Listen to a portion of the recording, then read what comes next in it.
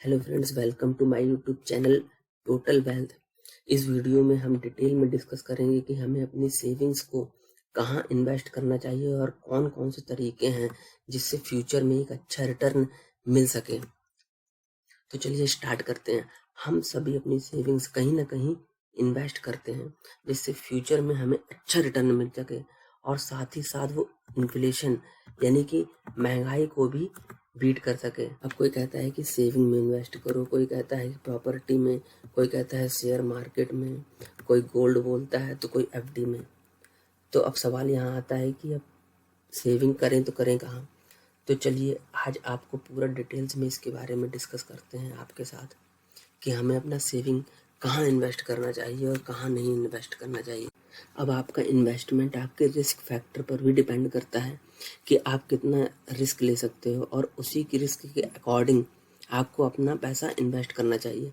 Example के लिए, अगर आपके पास बहुत कम इन्वेस्टमेंट है, सपोज आप मंथली ज़्यादा सेव नहीं कर पाते हैं अपनी सैलरी या बिजनेस जो भी है, तो आपको कम से कम रिस्क लेना चाहिए और नो रिस्क वाले इंस्ट्रूमेंट्स में पैसा इन्वेस्ट करना चाहिए, जैसे कि एफडी, आरडी, जिसमें आपका पैसा पूरी तरह से सिक्योर होता है और ठीक ठाक रिटर्न भी मिल जाता है।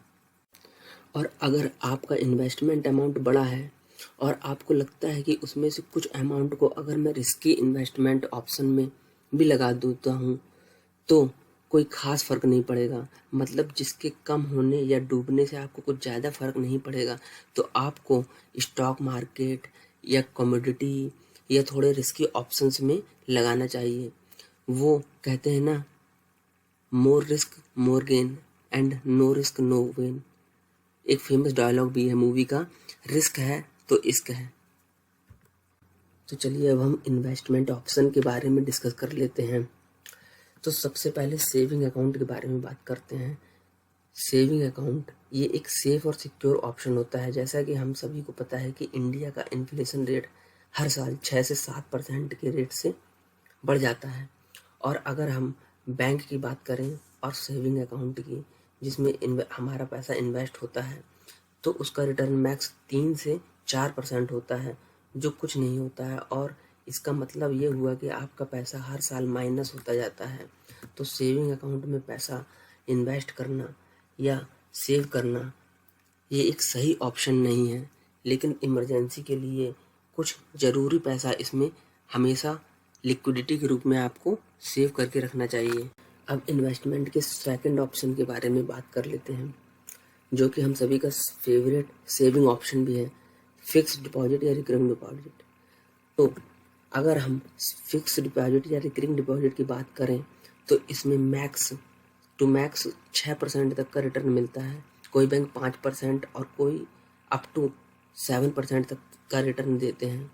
इसका मतलब ये हुआ कि आपका पैसा जितना आज है अगले 1-2 साल बाद भी इन्फ्लेशन की वजह से वही रहेगा, या ये कहें कि ग्रोथ ना के बराबर होगी 1 या 2% तक की। बट हाँ, अगर आप एक सेफ और सिक्योर ऑप्शन की तलाश कर रहे हैं तो एक अच्छा ऑप्शन है और इसमें आपको टैक्स रिबेट भी मिलता है। और अगर आप 5 साल के लिए इसमें इन्वेस्टमेंट करते हैं तो, लेकिन अगर आप एक अच्छा रिटर्न की खोज कर रहे हैं, मतलब कि 7 से ज़्यादा % के रिटर्न की खोज कर रहे हैं, तो दूसरे ज़्यादा रिस्की ऑप्शंस की ओर आपको जाना होगा। चलिए अब थोड़ा रिस्की ऑप्शंस के बारे में भी बात कर लेते हैं। Mutual fund. म्यूचुअल फंड में एसआईपी की, अब जो लोग एसआईपी नहीं जानते हैं तो मैं उनके लिए बता दूं कि एसआईपी का मतलब सिस्टमैटिक इन्वेस्टमेंट प्लान होता है, जो एक तरह से आरडी यानी रिकरिंग डिपॉजिट की तरह ही होता है। जैसे हम रिकरिंग डिपॉजिट में मंथली एक फिक्स अमाउंट डिपॉजिट करना होता है, सेम उसी तरह से इसमें भी मंथली एक फिक्स अमाउंट ही जमा करना होता है। और बट इसमें थोड़ा रिस्क फैक्टर आ जाता है, क्योंकि इसमें आपका पैसा शेयर मार्केट में लिंक होता है और शेयर मार्केट के अकॉर्डिंग घटता और बढ़ता है। लेकिन इसमें शेयर मार्केट की तरह हाई रिस्क नहीं होता है, क्योंकि इसमें आपका पैसा डायरेक्ट शेयर मार्केट में नहीं लगता है। म्यूचुअल फंड में आपके पैसे को इन्वेस्ट करने के लिए बड़ी बड़ी कंपनीज के फंड मैनेजर्स होते हैं, जो आपका पैसा बहुत सी अलग अलग जगहों पर कम रिस्क के साथ इन्वेस्ट करते हैं, जो लॉन्ग टर्म में एक अच्छा रिटर्न दे सकते हैं। क्योंकि अगर आप शेयर मार्केट की हिस्ट्री उठाकर देखते हैं तो लॉन्ग टर्म में शेयर मार्केट ऊपर ही जाता है। इसके लिए आप शेयर मार्केट 10 साल पहले क्या था और आज की डेट में क्या है, ये आप देख सकते हैं। किसी ने कहा भी है, आदमी हो या शेयर मार्केट, ऊपर जाता ही जाता है। इसमें कुछ ELSS कैटेगरी की SIP ऑप्शन भी होते हैं जिसमें हम टैक्स सेविंग कर सकते हैं। हाँ, बट उसके लिए लॉक इन पीरियड होता है जो कि 3 साल का होता है। इसके बारे में कुछ अगले वीडियोस में हम डिटेल में बात करेंगे। तो कुल मिलाकर म्यूचुअल फंड में SIP इन्वेस्टमेंट का एक अच्छा ऑप्शन है, बट हाँ, अगर लॉन्ग टर्म के लिए किया जाए। और हाँ, एक बात और, इसमें हम एक साथ लमसम अमाउंट जैसे कि 1, 2, 3 लाख रुपए भी इन्वेस्ट कर सकते हैं। अब बात करते हैं थोड़े ज़्यादा रिस्की ऑप्शन के बारे में।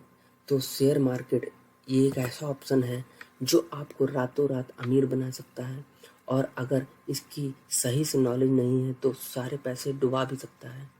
तो ये ऑप्शन उनके लिए ही सही है जिनको शेयर मार्केट का डीपली यानी कि अच्छे से नॉलेज है, या जो इसको अच्छे से सीख चुका है। इसमें आपका रिटर्न अचानक 20 से 25% तक और कभी कभी 100% तक भी जा सकता है, और अचानक से माइनस भी हो सकता है, जो कि करंट मार्केट कंडीशन पर डिपेंड करता है। अगर आपको शेयर मार्केट के बारे में कोई जानकारी नहीं है तो मैं आपको यही सजेस्ट करूँगा कि आप इससे दूर ही रहें तो अच्छा है। और अगर आपको इन्वेस्ट ही करना है तो SIP के माध्यम से लॉन्ग टर्म के लिए आप इन्वेस्ट कर सकते हैं, जो कि शेयर मार्केट में डायरेक्ट इन्वेस्टमेंट की तुलना में एक बेटर ऑप्शन है, जो आपको लॉन्ग टर्म में 12 से लेके 15% तक का रिटर्न आसानी से दे सकता है, और उससे भी ज़्यादा दे सकता है। और हाँ, अगर आपको शेयर मार्केट में डायरेक्ट इन्वेस्ट करना ही है तो आप इंडेक्स फंड में लॉन्ग टर्म के लिए कर सकते हैं, जो थोड़ा कम रिस्की होता है।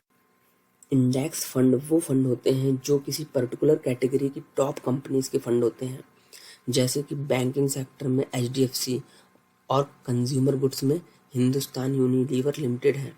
इसमें अगर आप पैसा लगाते हैं तो आपका पैसा डूबने के चांस ना के बराबर होते हैं, और इसमें लॉन्ग टर्म में एक अच्छा रिटर्न भी मिलता है, क्योंकि ये कंपनीज धीरे धीरे ग्रोथ करती हैं, बट फिर भी एक अच्छा रिटर्न लॉन्ग टर्म में आप जनरेट कर सकते हैं।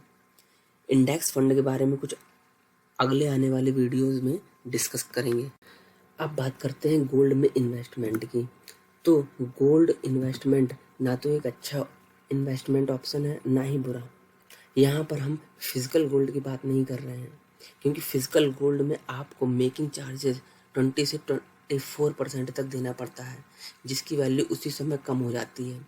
तो अगर आपको पर्सनल यूज के लिए लेते हैं तो मैं उसकी बात नहीं करूँगा, बट अगर आप इन्वेस्टमेंट के लिए लेते हैं तो physical gold is not a good option. इसकी जगह आप डिजिटल गोल्ड में इन्वेस्ट कर सकते हैं, और इसकी प्राइस वैसे ही इंक्रीज होती है जैसे मार्केट में प्राइस गोल्ड की प्राइस इंक्रीज होती है।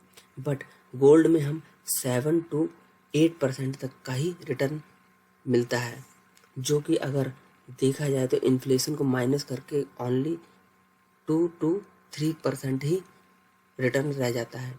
बट अगर हम पिछले कुछ सालों की हिस्ट्री उठाकर देखते हैं तो जब जब मार्केट क्राइसिस हुआ है तो इसका रेट तेज़ी से बढ़ा है, चाहे हम 2008 के क्राइसिस की बात कर लें या फिर कोविड की। तो अगर आपको एक सेफ इन्वेस्टमेंट करना है तो इसमें इन्वेस्ट कर सकते हैं। अब बात करते हैं PPF यानी कि पब्लिक प्रोविडेंट फंड की। तो इसमें अभी 7.10 का इंटरेस्ट रेट मिलता है, जिसका इंटरेस्ट रेट FD से 1 या 2% ज़्यादा होता है, लेकिन ये लॉन्ग टर्म के लिए एक सेफ इन्वेस्टमेंट है, क्योंकि इसमें 15 साल का लॉक इन पीरियड होता है, और 15 साल से पहले आप अपना पैसा नहीं निकाल सकते हैं। बट हाँ, कुछ स्पेसिफिक कंडीशंस में कुछ अमाउंट विड्रॉ किया जा सकता है। बट फिर भी अगर आप शॉर्ट टर्म के लिए इन्वेस्टमेंट देख रहे हैं 2 या 5 साल के लिए, तो ये ऑप्शन आपके लिए सही नहीं है। पीपीएफ टैक्स सेविंग का एक अच्छा ऑप्शन है। इसमें आपको 80C के अंडर 1.5 लाख तक की सेविंग पर टैक्स रिबेट भी मिलता है। तो अगर आप टैक्स सेविंग के पर्पज से एक लॉन्ग टर्म इन्वेस्टमेंट देख रहे हैं तो एक अच्छा ऑप्शन हो सकता है। अब लास्ट ऑप्शन की बात कर लेते हैं, जो कि प्रॉपर्टी है, जिसमें अगर आप रेंटल इनकम के लिए इन्वेस्ट कर रहे हैं तो हमें कुछ बातों का ध्यान रखना पड़ेगा। जैसे कि अगर आपने कुछ पैसा इन्वेस्ट किया और लोन लेकर कोई प्रॉपर्टी या घर लिया है, तो अगर ईएमआई की वैल्यू आपके रेंट से ज़्यादा है तो ये इन्वेस्ट करने का एक अच्छा ऑप्शन नहीं है। अगर रेंट और ईएमआई इक्वल है तो आप इसमें इन्वेस्टमेंट के बारे में सोच सकते हैं।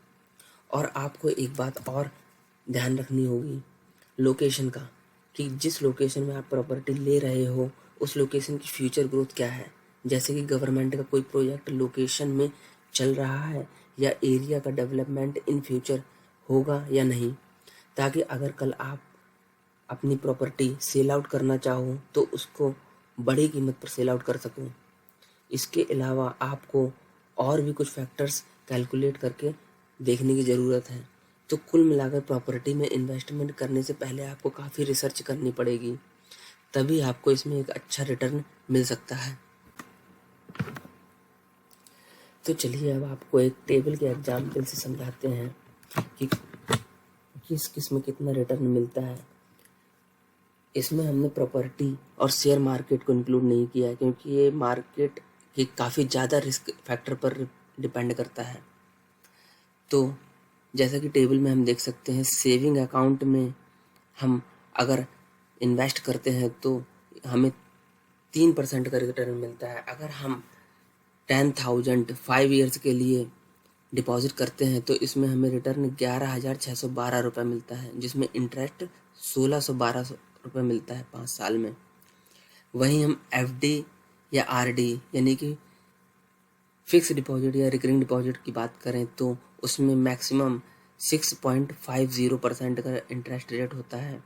अगर हम 10,000 रुपये 5 साल के लिए इन्वेस्ट करते हैं तो 13,804 रुपये बनते हैं, जिसमें इंटरेस्ट 3,804 होता है। अब वहीं म्यूचुअल फंड में एसआईपी की बात करते हैं तो हम यहाँ पर 12% का इंटरेस्ट रेट कम से कम मान के चल रहे हैं। तो 10,000 इन्वेस्ट करने पर 5 साल में 17,623 रुपये बनते हैं, जो कि इंटरेस्ट रेट जिसमें 7,623 रुपये होता है। अब गोल्ड की बात करते हैं। गोल्ड में हमने कम से कम 6% का इंटरेस्ट रेट मान के चलते हैं, तो इसमें 10,000 इन्वेस्ट करते हैं 5 सालों के लिए तो 13,469 रुपये होते हैं, जिसमें 3,469 रुपये का इंटरेस्ट रेट होता है। अब वहीं हम पीपीएफ यानी कि पब्लिक प्रोविडेंट फंड की बात करें तो इसमें 7.10% का इंटरेस्ट रेट होता है, जिसको अगर 10,000 सालाना के हिसाब से कैलकुलेट किया जाए तो 5 साल में 14,091 रुपये होता है, जो कि इंटरेस्ट हमारा 4,091 रुपये होता है। हालांकि पीपीएफ में लॉक इन पीरियड 15 साल का होता है, फिर भी एक एग्जाम्पल के तौर पे मैंने आपको 5 साल के रिटर्न कितना होता है ये एक एग्जाम्पल के तौर पर दिखाया गया है। तो फ्रेंड्स, अब आप जान गए होंगे कि हमें इन्वेस्टमेंट के लिए कौन सा ऑप्शन चूज़ करना चाहिए। देखिए, अगर आपको हमेशा एक सेफ और सिक्योर ऑप्शन चूज़ करना है तो एफडी, आरडी, पीपीएफ या गोल्ड एक सही ऑप्शन है। लेकिन अगर आपको एक अच्छा रिटर्न चाहिए जो इन्फ्लेशन को भी बीट कर सके तो आपको थोड़ा बहुत रिस्क तो लेना ही पड़ेगा। और मैं तो कहता हूँ, अगर आपको लॉन्ग टर्म के लिए इन्वेस्ट करना है तो एसआईपी से बेस्ट ऑप्शन कोई नहीं है, जिसमें आपका पैसा ग्रोथ होना ही होना है, और वो भी कम से कम 12 से 15% और इससे भी ज़्यादा हो सकता है।